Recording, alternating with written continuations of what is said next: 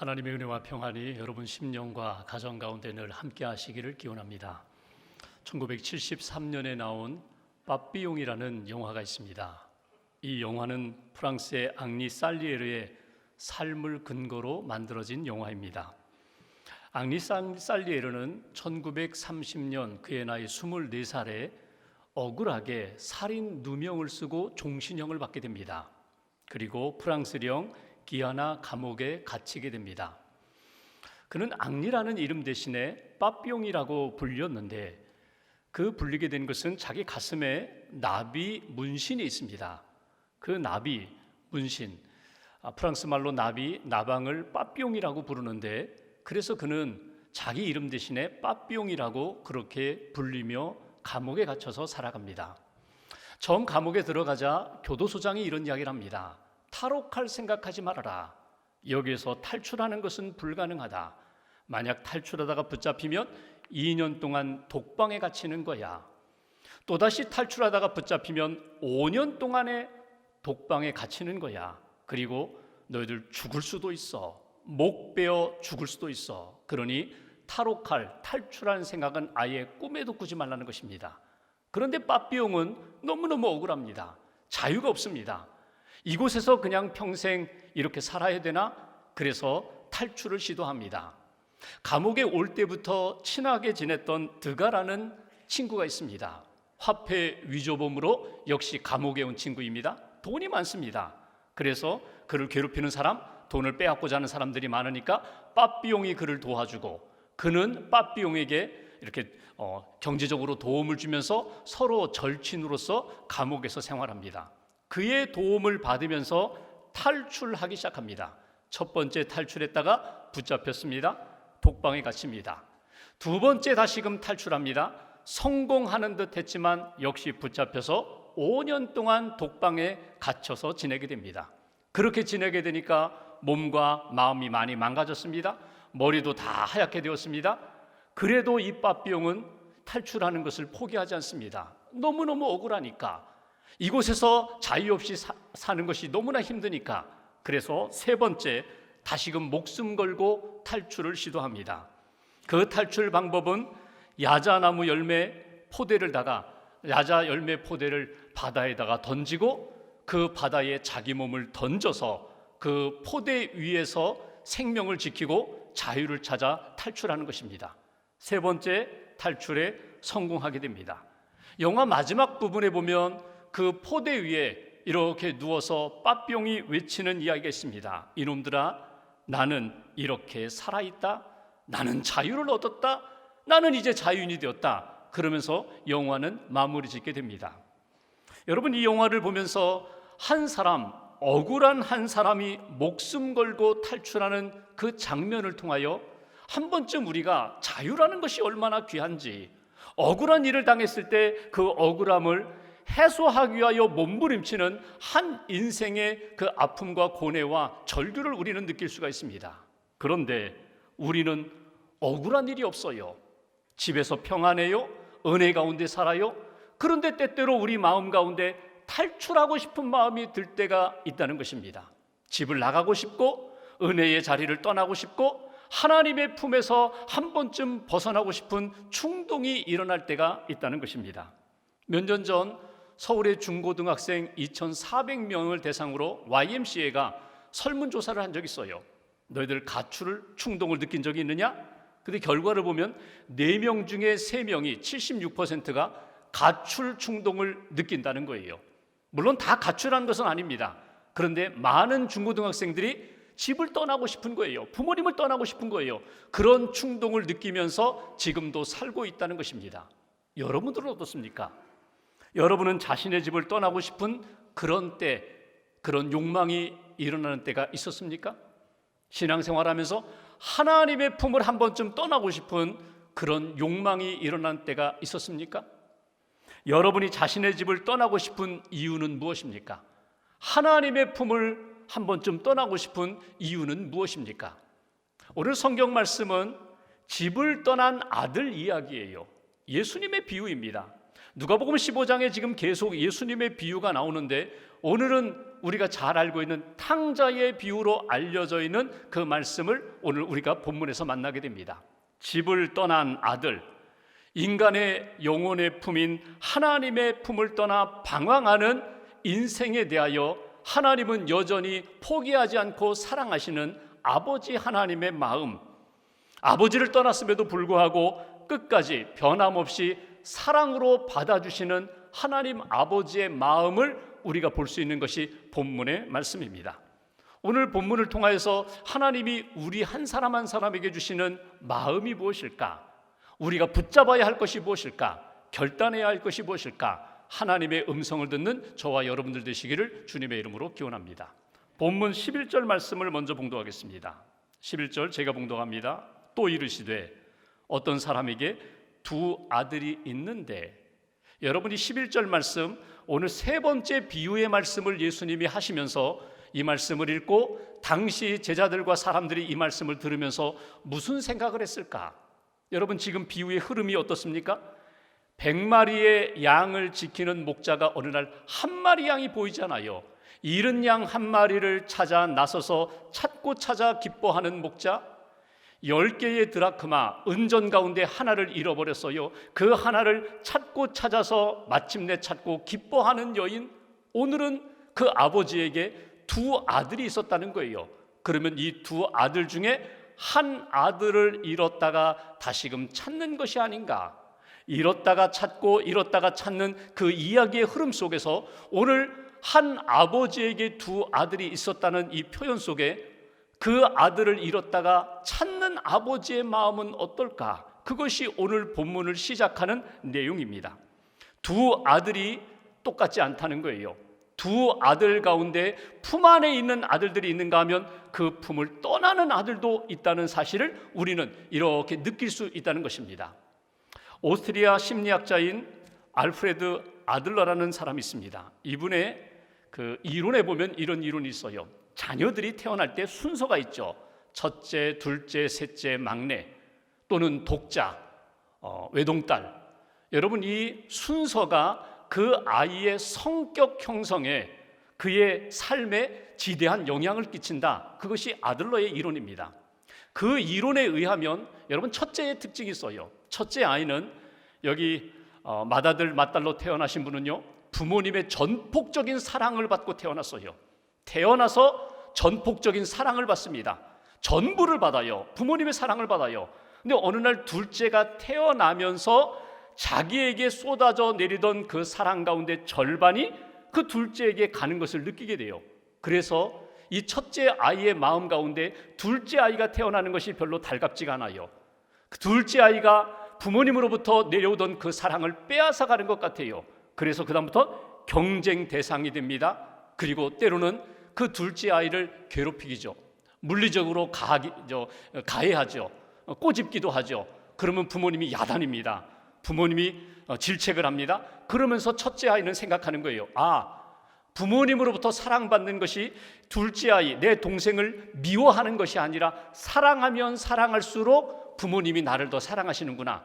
그래서 둘째 아이를 위해죠. 사랑하죠. 동생을 사랑스럽기 때문에 사랑하는 면도 있지만 부모님의 사랑을 받고 싶은 마음은 변함이 없다는 거예요. 동생에게 잘해야 부모님이 나를 더 크게 사랑하지.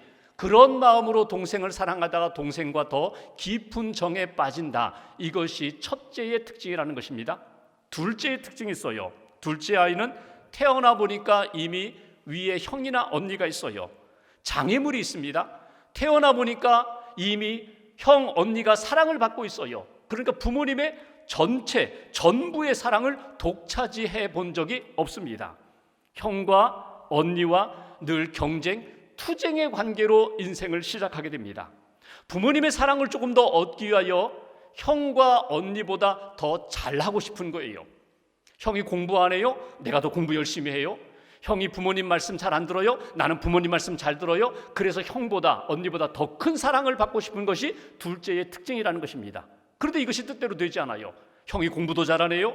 언니가 예쁘고 그리고 말씀도 잘 듣네요. 그러니까 나는 그 사랑 받을 틈이 없어요. 그러면 부정적인 성향으로 둘째가 기울어진다는 것입니다. 그래서 어떤 일이 일어나요? 둘째는요, 부정적인 방법으로 오줌도 싸봐요. 또 잘못된 길도 걸어가 봐요. 또 방황도 해봐요.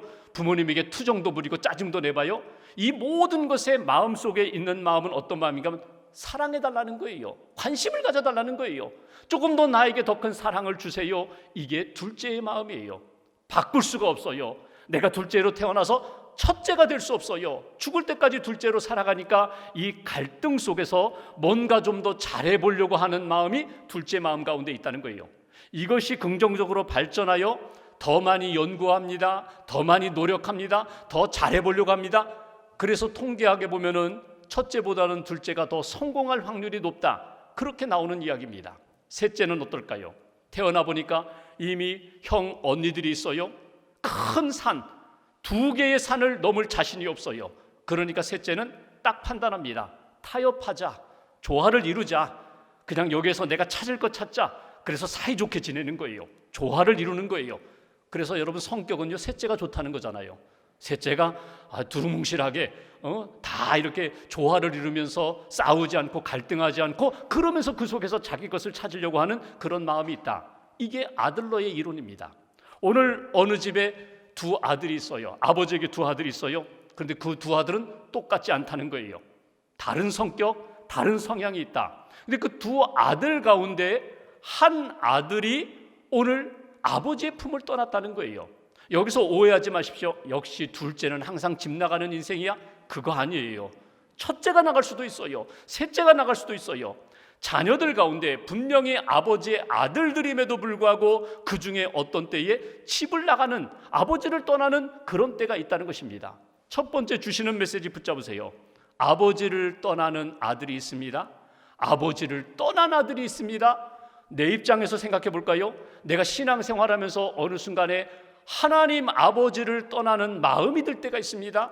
하나님 아버지를 떠나는 삶이 우리 가운데 나타나고 충동으로 일어날 때가 있다는 것입니다. 여기 하나님 아버지의 마음은 무엇일까? 2 아들 가운데 한 아들이 집을 떠나고 아버지의 품을 떠나게 되는데, 그럼에도 불구하고 아버지 입장에서는 집안에 있는 아들이나 집을 떠나는, 내 품을 떠나는 아들이나 변함없는 나의 아들이라는 거예요. 여러분, 누가복음 15장의 비유를 보면은 잃은 양을 찾았을 때 기뻐하며 잔치합니다. 잃은 드라크마를 찾았을 때 기뻐하며 잔치합니다. 24절에 보면은 그 잃어버린 아들, 집을 나갔던 아들이 다시금 집에 돌아올 때 아버지가 큰 잔치를 벌여요. 그러면서 24절에 이런 표현을 사용합니다. 이내 아들은 죽었다가 다시 살아났으며 잃었다가 다시 얻었다. 아들도 아니야, 이놈은 죄인이야, 이렇게 생각하지 않았다는 거예요. 이내 아들은 집에 있을 때도 내 아들이었고 집을 나간 아버지 품을 떠난 그때에도 이 아들은 변함없는 나의 아들이라고 생각했던 것이 아버지의 마음이라는 거예요. 여기서 하나님의 마음을 여러분 놓치지 마세요. 나는 하나님의 자녀입니다. 하나님은 나를 사랑하십니다. 내가 잘할 때에도 물론 사랑하시지만 내가 아버지 품을 떠나고 아버지 뜻에서 벗어나고 그렇게 어려운 길, 어두운 길을 걸어갈 때에도 하나님은 변함없이 나를 사랑하시는 아버지가 되시고 나는 그분의 아들이라는 사실을 우리는 놓치지 말아야 합니다. 신앙생활하다가 낙심한 분이 있어요. 신앙생활하다가 집을 떠난 양처럼 길 잃은 양이 있을 수 있어요. 그 양들을, 영혼들을 바라볼 때 우리가 어떤 마음을 가져야 돼요? 하나님이 저들은 버리셨어? 아닙니다. 하나님은 저들을 미워해? 아닙니다. 그럼에도 불구하고 하나님은 저들을 사랑하고 계시고 돌아오기를 기다리신다는 것, 이게 하나님 아버지의 마음이라는 거예요. 오늘 첫 번째로 아버지를 떠나는 순간이 있을 수 있고 아버지를 떠나는 자녀가 있을 수 있고 아버지를 떠나는 인생이 있을 수 있지만 그럼에도 불구하고 하나님은 변함없이 그들을 사랑하신다. 그분을 아끼신다. 그 영혼이 돌아오기를 기다리신다. 이것이 하나님 아버지의 마음이라는 것입니다. 그렇다면 두 번째로 그 아들은 왜 집을 나갔을까? 12절 말씀 보실까요? 12절 함께 봉독하겠습니다. 그 둘째가 아버지에게 말하되 아버지여 재산 중에서 내게 돌아올 분깃을 내게 주소서 하는지라. 아버지가 그 살림을 각각 나누어 주었더니. 아멘. 여기 보시면 어느 날 이 둘째가 아버지에게 내게 돌아올 분깃을 주세요. 유산을 달라는 거예요. 여러분, 유산은 언제 자녀들에게 나눠주나요? 임종 직전에. 또는 아버지가 돌아가신 다음에 아버지가 남긴 유산을 분배받게 되어 있어요. 당시 유대 사회도 마찬가지예요. 보통 당시는 남성 중심이요 장남 중심이기 때문에 맏아들이 둘째 아들에 비해서 배를 받습니다. 그러니까 3분의 2가 장남에게, 3분의 1이 차남에게 돌아가요. 이건 당시에 그냥 관습이에요. 전통이에요. 근데 아버지가 돌아가시지도 않았는데 아버지에게 유산을 달라는 거예요. 돈을 달라는 거예요. 필요해서 돈을 달라는 의미도 있을 수 있지만 오늘 아버지가 돌아가시지도 않았는데 돈을 달라고 하는 그 아들의 마음은 어떤 마음인가 하면 아버지 빨리 돌아가셨으면 좋겠다. 아버지 돌아가셔서 그 돈 내가 가졌으면 좋겠다. 그 마음도 있고 아버지와 관계를 이제는 끊고 내 인생 내가 개척하고 내가 세우고 내가 스스로 성공하는 인생을 살고 싶다. 그런 마음일 수도 있어요. 근데 여러분 이것이 가당합니까? 여러분 만약 여러분 자녀들이 아직도 내가 이렇게 젊은데 아직도 건강한데 아버지 유산 저에게 주세요 이렇게 요구한다면 여러분 어떻게 반응하시겠어요? 구약의 신명기 21장에 보면은 그런 자식들이 있었다는 거예요. 부모님의 마음을 아프게 하고 부모님의 뜻을 거역하고 부모님 생전에도 요구하는 유산을 요구하는 그런 일들도 있었다는 거예요. 그런데 신명기 21장에 보면은 부모님의 뜻을 거역하는 자녀에 대해서 어떤 벌을 내리시는가? 돌로 쳐 죽이라는 거예요. 마을의 장로들이, 마을 사람들이 그런 자식은 돌로 쳐 죽여도 된다. 이게 신명기에 나오는 율법이거든요. 탈무드에 보면 실제로 유산을 요구하는, 아버지 돌아가시지 않았는데 유산을 요구하는 자녀가 있다면 마땅히 돌로 쳐 심판해야 된다. 이게 탈무드 법이거든요. 그렇다면 한번 생각해 보십시오. 이 아버지가 자기 아들이 둘째가 아버지에게 유산을 요구합니다. 이때 아버지라면 한 번쯤 이럴 수 있겠죠. 너 율법 기억하지 않느냐? 너 지금 나에게 엄청난 것을 요구한 것 너 알고 있지 않느냐? 이 일이 만약에 동네 사람들에게 알려진다면, 내가 이 일을 동네의 지도자에게 내가 말한다면 너는 돌에 맞아 죽을 텐데 너 괜찮겠느냐? 차라리 돌에 맞아 죽겠느냐? 아니면 너의 요구를 철회하겠느냐? 한 번쯤 아들에게 책망하며 권면할 수도 있잖아요. 근데 오늘 성경에 보시면 그 아버지는 어때요? 아무 말 하지 않아요. 비판도 하지 않아요. 그리고 그 아들이 요구한 그 유산을 다 그대로 물려줘요. 왜 그랬을까? 이게 하나님 아버지의 마음이라는 거예요. 재산을 잃어도, 재산을 나누어주고 재산을 내려놓아도 그 아들을 포기하지 않고자 하는 하나님 아버지의 마음이 여기에 담겨 있다는 거예요. 물려달라고? 물려줄게. 그러나 내 마음은 좀 알아다오. 내 뜻은 잃어버리지 말아다오. 이거 가지고 세상에 나아가 잘못된 길을 걸어간다 할지라도 아버지의 마음은 내가 잃어버리면 안 돼. 잊어버리면 안 돼. 붙들고 살아야 돼. 이게 아버지의 마음이고 하나님 아버지의 마음이라는 거예요. 근데 이 아들이 아버지의 마음은 붙잡지 않고 아버지의 마음은 생각하지 않고 돈만 달라는 거예요. 유산만 달라는 거예요. 여기에서 유산을 달라 그리고 집을 떠나는 이 아들의 근본적인 이유가 무엇일까? 두 번째 우리가 붙들어야 할 메시지가 있습니다. 그것은 아버지를 떠나는 이유가 있다는 거예요. 왜 이 아들이 아버지 집을 떠나고 아버지의 품을 떠났을까? 여러분, 자기 중심적인 삶이 강해서 그래요. 여기에서는 자유가 없고 평안이 없고 내가 하고 싶은 일 마음대로 할 수 없기 때문에 내가 이 집을 떠나 아버지 품을 떠나서 내 것을 가지고 내 인생, 나 중심적으로 내가 만드는 인생으로 내가 살아보고자 하는 그 마음이 강할 때 결국 아버지를 떠나는 그런 일들이 나타나게 된다. 여러분, 신자와 불신자의 차이가 무엇인지 아세요? 믿음의 고백의 차이가 납니다. 하나님을 나의 구원의 하나님으로 고백하고 예수님을 나의 구세주로 고백하고 예수님을 영접하고 믿음에 살아가는 사람들, 믿음으로 사는 사람들, 그 사람이 신자죠. 믿음의 고백이 있고 그 고백으로 산다는 것은요, 중심이 있다는 거거든요. 하나님 중심으로, 말씀 중심으로, 믿음 중심으로 하나님의 뜻 붙잡고 살아가는 중심이 하나님과 말씀과 믿음이 중심이거든요. 그런데 불신자는 여러분 오랫동안 교회에 다녔어도 그 믿음의 중심이 없어요. 하나님 중심이 아니에요. 나 중심이에요. 세상의 것이 중심이에요. 그러다 보니까 어려움이 생기면 금방 넘어지고 쓰러지고 휩쓸려 갑니다. 믿음의 중심을 가지면 넘어지더라도 오뚜기처럼 일어나요. 그리고 흔들리더라도 내 안에 계시는 주님을 의지하며 고백을 하게 되고 기도를 하게 되고 그 말씀 붙잡고 다시금 반듯하게 서게 되죠. 오늘 이 둘째 아들의 문제는 어디에 있는가 하면 중심에 아버지가 없었다는 거예요. 중심에 하나님의 마음이 없었다는 거예요.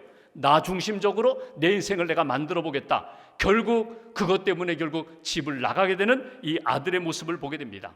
여러분, 신앙생활하면서 우리가 그럴 때가 많아요. 저 자신도 있고 여러분도 있어요. 분명히 믿음이 있어요. 오늘 아침에도 기도했어요. 그럼에도 내가 이렇게 살아가면서 흔들리고 갈등하고 거룩한 고민에 빠질 때가 있어요. 이거 믿음 붙잡고 믿음대로 내가 가야 되나, 아니면 한 번쯤 믿음이 아니라 내 생각대로 세상의 그 원하는 문화와 방향대로 한 번쯤 가보는 건 어떨까? 이 거룩한 고민이 사라지면은요, 아주 쉽게 그냥 휩쓸려 가는 거예요. 갈등하고 고민하더라도 나의 중심이 하나님 중심에서 벗어나지 말아야 돼. 이것이 오늘 말씀을 통하여 두 번째 아들이 집을 나간 이후 중심이 없다, 하나님 중심이 아니다, 말씀 중심이 아니다, 하나님의 마음을 놓치니까 결국 휩쓸려가는 그런 모습을 오늘 본문에서 발견할 수 있다는 것입니다. 서두에 말씀드렸던 그 가출 경향이 있었던 청소년들을 대상으로 설문조사한 결과를 보면 이렇습니다. 왜 가출 충동을 느끼는가? 50%가 부모님과의 갈등 때문이라고 이야기해요. 그리고 그 다음은 공부 때문에, 그 다음에는 너무나 답답하고 힘들어서 자기 마음대로 한 번쯤 살아보고 싶어서. 근데 실제로 가출한 사람들의 그 학생들의 통계를 보면은요, 역시 부모님과의 갈등이에요. 근데 두 번째 이유가 주목을 끕니다. 그것은 답답해서예요. 숨 막혀서. 집안에 있으면 답답하고 숨 막혀서 나가고 싶다는 거예요. 공부 때문에, 친구 유혹 때문에. 그 다음에 순서가 그렇습니다. 여러분, 신앙생활하면서 한 번쯤 그런 유혹이 들 때가 있어요. 사단이 아담과 하와에게 뱀의 모습으로 나타나서 하나님 없이도 얼마든지 살 수 있어, 아니 내가 하나님처럼 될 수 있어, 이런 유혹이 우리 안에 찾아올 때가 얼마나 많은지 몰라요. 기도하지 않아도 돼, 예배드리지 않아도 돼, 굳이 말씀 붙잡고 살지 않아도 돼, 그냥 내 마음대로 한번 살아봐. 이런 유혹들이, 이런 충동이 일어날 때에 여러분 중심을 놓치지 마시라는 거예요. 나는 하나님의 사람이야, 하나님의 자녀야, 내 안에는 말씀이 있고 믿음이 있고 하나님이 주신 은혜가 있어. 중심을 붙잡으면 흔들리지 않는 하나님의 백성이 된다. 오늘 너도 하나님처럼 될 수 있어? 아니, 하나님 없이도 얼마든지 살 수 있어. 이런 유혹을 능히 믿음으로 이겨나가면서 하나님 중심으로 하나님의 품 안에서 하나님의 뜻을 이루며 살아가는 복된 성도들 되시기를 주님의 이름으로 기원합니다. 마지막 한 가지, 13절 14절 말씀 보십시오. 13절 14절 두 절 같이 봉독합니다.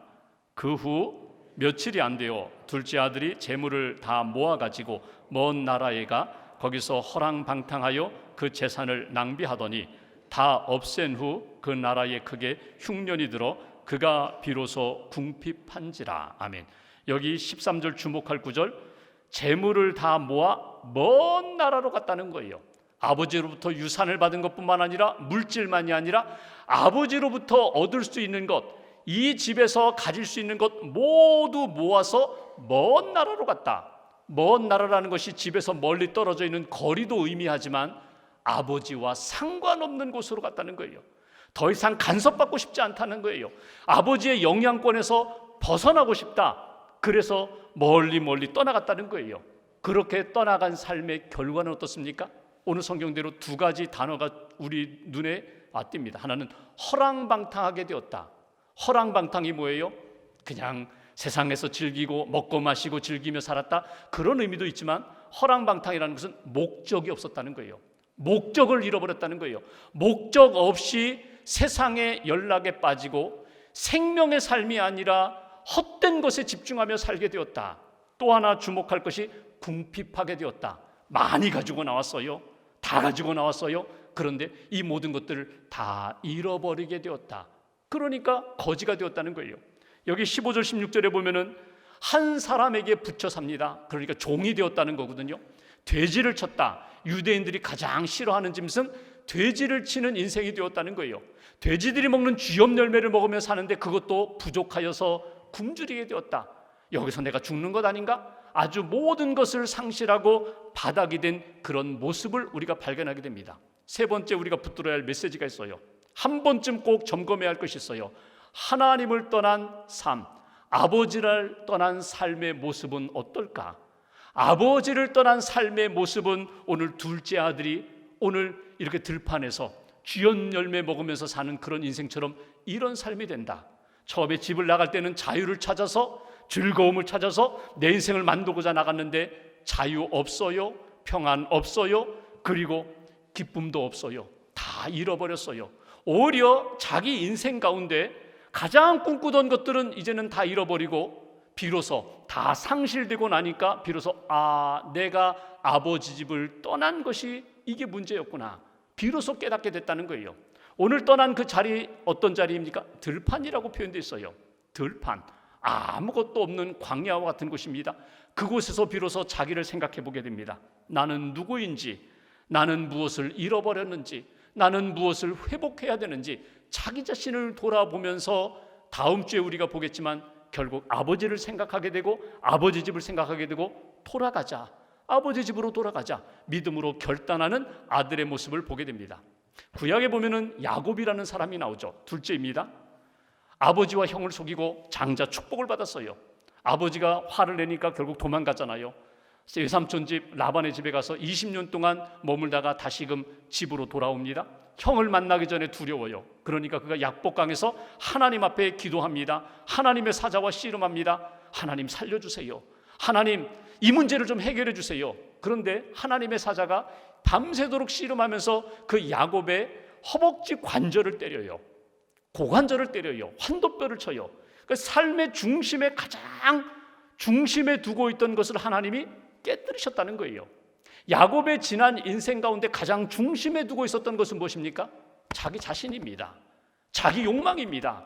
자기가 인생을 세워보자 했던 하나님의 자리, 그 자리에 자기가 있었다는 거예요. 그것을 하나님이 깨뜨리신 다음에 하나님이 야곱에게 너는 이제 야곱이 아니라 이스라엘이야. 하나님의 백성이야. 하나님과 겨루어 이겼어. 하나님의 사람이 되었어. 그리고 믿음의 조상 반열에 오른 것을 우리가 보게 됩니다. 여러분 오늘 이 말씀을 통하여 우리 자신을 한번 돌아보면서 하나님을 떠난 삶은 어떤가? 오늘 우리가 지금 거기 있는지 몰라요. 들판에 있는지 몰라요. 야복강 그 들판에서 하나님을 만났던 야곱이 이스라엘로 바뀌는 것처럼 여러분 기도하시면서 하나님의 품을 떠난 나의 모습이 야곱과 같았다면 이스라엘로 바꿔주세요. 하나님의 은혜 가운데 다시금 회복시켜 주세요.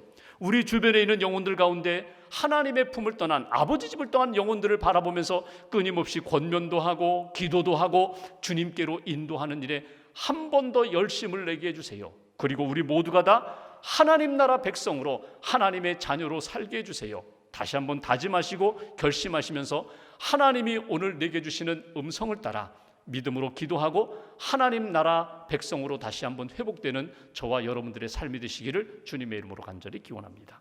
기도하겠습니다.